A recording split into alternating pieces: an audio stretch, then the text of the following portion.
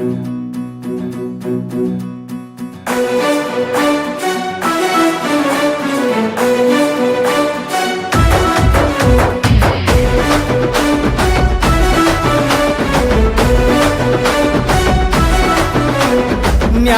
యాడున్నది తెలంగాణ కట్టన, దౌర్జన్యమే నిండుగా నిటారుగా నిలిచన.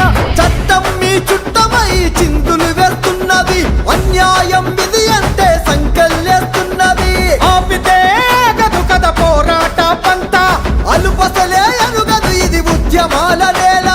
నాలుగు గాడల మధ్యన నలిగిపోదు యుద్ధం, అరే నర నరాన పొంగుతుంది తిరగబడే తత్వం. చెరసాల చెరసాల కొత్త కాదురా, అది ఉస్మానియా ఉక్కు పిండము. మా పాల్కా సుమనన్నంటేనే పరిగీసి నిలిసే తత్వము.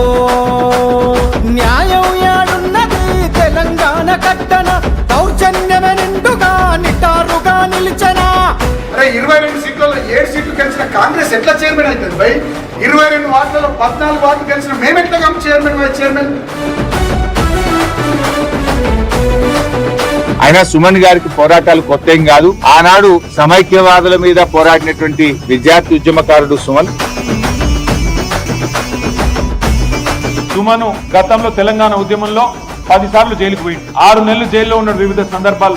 మీకు గెలిచేటి సత్తలేక దొంగ చాటు రాజకీయం, ధనం బలం తప్ప మీకు జనం బలం యాడుంది? ప్రభుత్వమే మాదంటూ ఆడుతున్న రాటలు, రాసి పెడతారు జనము మీ హింసా క్రీడలు.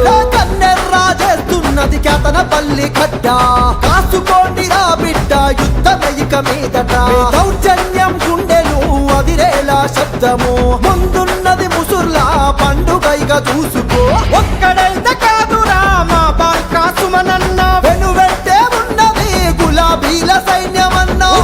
పిడికిల్లుగా ఉద్యమాలు చేస్తాం, అర లెక్క పెట్టుకోండి ఇక బాజాతా తిరిగొస్తాం. చెరసాల చెరసాల కొత్త కాదురా, అది ఉస్మానియా ఉక్కు పిండము. మా పాల్కా సుమనన్నంటేనే పరిగీసి నిలిసే తత్వము.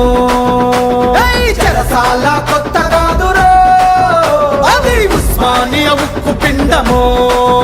మా పాల్కా సుమనన్నంటేనే పరిగీసి నిలిసే తత్వము.